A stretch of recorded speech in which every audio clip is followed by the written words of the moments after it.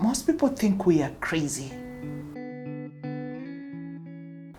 How come all the other girls go through what you're going through and they are not on the floor in pain?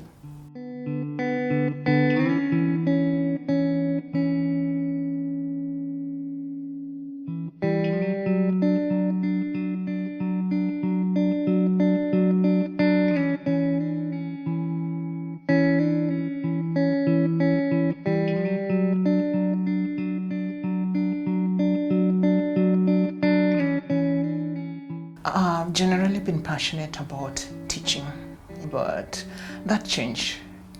It changed with my endometriosis diagnosis. Say I've just had it from the onset of my cycles. Initially, I was told when I was younger, in my early teens, I was told your body is adjusting to you being an adult woman. After some time, this pain will subside. In my mid-teens, every time I would see a medic, most of them were of the opinion that I'd had abortions. I don't know why. At the time, I was not even sexually active. I learned how to self-medicate between being a young teenager, in my early teens to the mid-teens. Now I'm around 15, 16. I was in boarding schools most of my life. I was called a coward. How come all the other girls go through what you're going through and they are not on the floor in pain? They are still functioning. You have to woman up, for lack of a better word. You have to woman up, be strong, and move on with your life, because all women are going through this. So my pain was normalized, that this is normal for women. Some years later, I'm a grown up, I'm in a stable relationship. I had my daughter, and I was on birth control. I did not know the relationship between the birth control and the pain I'm not having. I didn't know the relationship. So I thought the pain had stopped because I've had my first child. So basically, I was in heaven. It has happened for me, yay! Mm-hmm. But when I stopped the birth control, the first cycle, it was bad. The pain was so bad, I was admitted for pain management. I started looking for answers. Why am I in so much pain? I saw so many different doctors. I had several surgeries. Every time I went, I was told fibroids, fibroids, fibroids. One time, I went for a scan. The person doing the scan told me, I cannot see your right ovary. And I asked him, the left? I can see the left. I didn't take it seriously. Then I go and the doctor says, something is covering your right ovary. I cannot figure it out completely, but something is covering your right ovary. So he's supposed to give me answers, but he's saying something. The MRI was not clear either. So I decided to live with my pain because I'm not getting answers. Then I decided I wanted another child, so I started actively searching. So I see several doctors, why isn't this happening? They're like, there's flow, your tubes are okay, so why isn't this happening? They even considered the male angle infertility. Here I am experiencing secondary infertility as of now. Finally, when the pain was too bad, I was now fainting. I'm having nosebleeds. There's no time I'm not in pain. I'm in 24/7 pain. My flow is half the month. And when it stops, I have to line my underwear because I still have the spotting. So I spot until my next cycle. So I was permanently on sanitary wear. I go online. I'm searching for a gyno, an expert in painful periods. That's how I came across a doctor. at Aga Khan. He examined me. He told me, he sent me for an MRI. The MRI revealed the fibroids again. But I remember he had written on the request, where he was requesting for the MRI, he had written endometriosis. At that time, I could not even read, let alone pronounce endometriosis. So, being who I am, I went to search for how to pronounce it online on Google. So, in as much as Google is trying to teach me how to pronounce this thing, still difficult. But at the same time, some other things are popping up on endometriosis. And they kept on popping up for 2 days. So I decided to open one of them and read. What I read was scary, out of this world. So I go back for my MRI, and the results are, okay, we found fibroids, but no sign of endometriosis. The doctor tells me, looks like your fibroids are causing you a lot of pain. Since I was looking to conceive and the size of the fibroids, he suggested a myomectomy, where he would go in and remove the fibroids. I accepted, booked in for surgery. Surgery was done.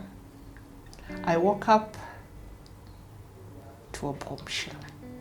When he came to see me, he came with another doctor who at the time was the endo specialist at the hospital. And he tells me, I got all the fibroids, that's good, but we found endometriosis. I didn't hear anything else beyond that. Because I had read about endometriosis, I broke down. I was not crying from relief from a diagnosis. I was crying from knowing what I have and what I have to face ahead. Because in my search, there was no cure. You have endometriosis, you have to live with it and learn how to manage the pain for the rest of your life until you hit menopause. I kept on researching about endometriosis. I came on to an online support group. They call it an educational group. It's called the Nook. There you read. You read, you research. You're in class again. I got to understand a lot about endometriosis. From there, they also had a list of reputable doctors who excise endometriosis. From my symptoms, I figured out that mine is not centered only in the pelvic area. So I was looking for a doctor who's multifunctional, who can handle no matter where it is. In my mind, I had decided I am going for this excision. I have not figured out the finances or anything. So I find a doctor. He's in Romania. He does everything. Having had several surgeries before, my medical bills are already piling up. But I really need to feel better for my own sake. So I contacted him. He answered me. He told me, take all your diagnosis, everything, scan everything, and email them to me. So I did that. And he told me, in fact, from looking at one of your MRIs, he had drawn on it, all this is endometriosis. He had circled some. And he told me, your right ovary is covered in endometriomas. So that's why your ovary cannot be seen. Another thing I'm seeing is that your ovaries are stuck together, and they call them kissing ovaries. So your ovaries look like you have one ovary. I looked for funds and I traveled to see Dr. Mitrioi. From Dr. Mitrioi is when I realized I had what they call the frozen pelvis. Everything inside was stuck together. It was like one big block instead of being free flowing. And as they're stuck together, they're forming scar tissue. There's endometriosis, there's scar tissue, because I'd had my daughter via CS. So that area also had endometriosis from scar tissue, yeah. And there were some fibroids. He also diagnosed me with adenomyosis. My surgery took 7 hours. But when he was done, he sent me home. Okay. But 8 to 10 months after that surgery, there was one cycle that completely got me off guard. I just felt it dripping down my leg. I'm not in pain. I'm not in anything. I just was like, seriously? Serious? I knew my signs. There was this, and I knew my cycle is coming up today. Nothing. Nada. I've had pain-free cycles since then. And I'm hoping it sticks. Though I've been warned about the adenomyosis, I'm like, I will not think about that right now. Instead of working every month, I would work 2 or 3 days. After that, I can't. I really appreciate my employer. For you to take that for it's not easy. Yeah. Family life went downhill. There's something endo patients never say. They never talk about it. Pain with sex. It's horrendous. It reaches a point where you can't. So with such things, and you can only do minimal housework, you're always in pain. It was just me and my daughter finally. Socially, I would avoid social events because I don't know when I'm going to have a nosebleed. I do not know when my bleeding is gonna be so heavy to a point that my sanitary wear cannot hold it. I do not know when I'm just going to lose it. I had bad mood swings. I lost so many friends because they did not know when what is going to happen. At some point I didn't have any friend at all apart from one. She's been with me through thick and thin. Financially hit me so hard. There were so many things that I would have done by now that I'm unable to do because I channeled these finances into my treatment. Be it here or outside. I'm still paying loans right now for my treatment. But I'd rather pay loans than be in pain. My mother was my greatest support system. Why do I say was? While I was battling endometriosis, she also got sick. She had neurosurgery and she was never the same. So at some point, I didn't have support because mom is sick, mom is not herself. After her, it was my friend, but she was on the other side of town. And then my daughter. My daughter is my hero. She was so young, but she ended up knowing what to do with mom. I went for surgery just before she did her KCP. That was in September, and she was beginning her KCP in November. And I come back, I can't cook, I can't do anything. She knew how to get money from my purse. Go buy ready-made food was the best she could do. Ensure we've eaten. She would, in the morning when she's leaving for school, she'd make sure she placed a thermos of hot water next to my bed with some tea bags and anything else she had eaten. She would leave some for me. Like, at least mom will have breakfast. I could not get up to make myself lunch. In the evening, she would come and repeat the same story. The girl managed a 380. She's taking care of her sick mother, doing exams, and she still passed. I'm so proud of that girl. Morphine, tramadol, diclofenac, and betapine. Those were separate in different bags. Everything I carried had those multiple, I would buy multiple packs everywhere. I even had some in my mother's house if I went visiting. Also, in my house, I would not miss, I started making green smoothies to aid with my bowel movements were hell. I had hot water bottles. So I have burns all over my tummy area. because without that I couldn't sleep. I would sleep hugging it onto my tummy area. I also had water. Water was really paramount. And of course handkerchiefs, because the medication we were on, you would sweat, dripping sweat. Somebody would think you were on drugs. Okay, you're actually on drugs, but some would think you're on the illegal ones. I was bloated, yes. Ati, hey, mbona ukusema number 2 anakuja? Another one, with the drugs and pain. At the tail end of my nini, I couldn't walk. So exercise was very painful.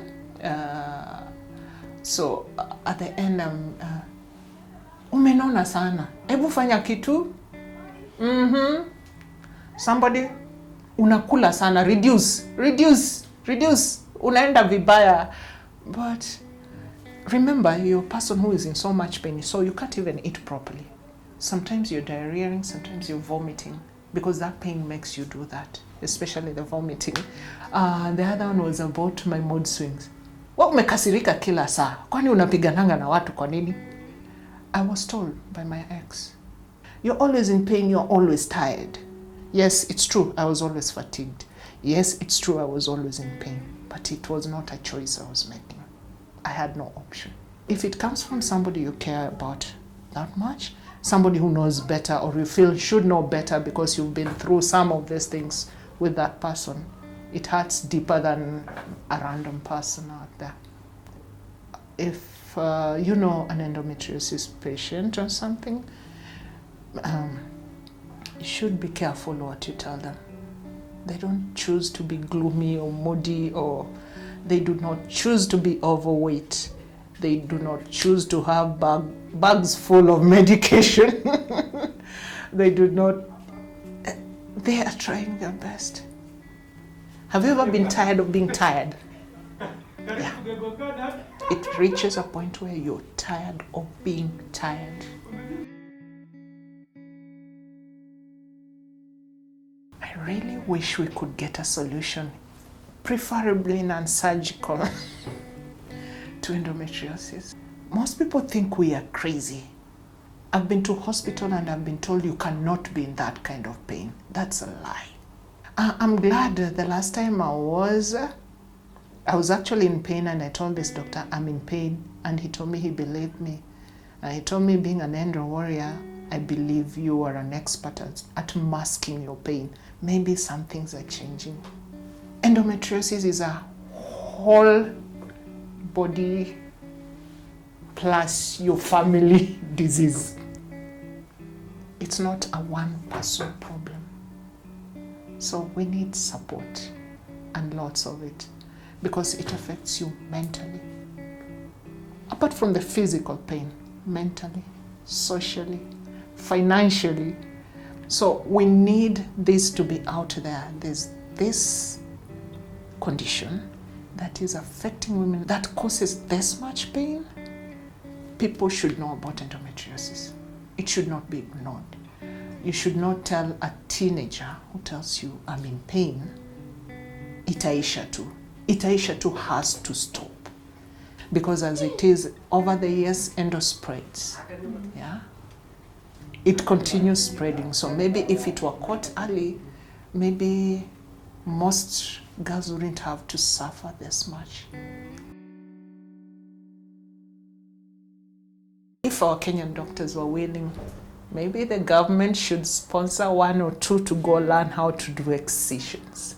We really need somebody here. Huh? We do not need to travel out there to get assistance. We need men to help us.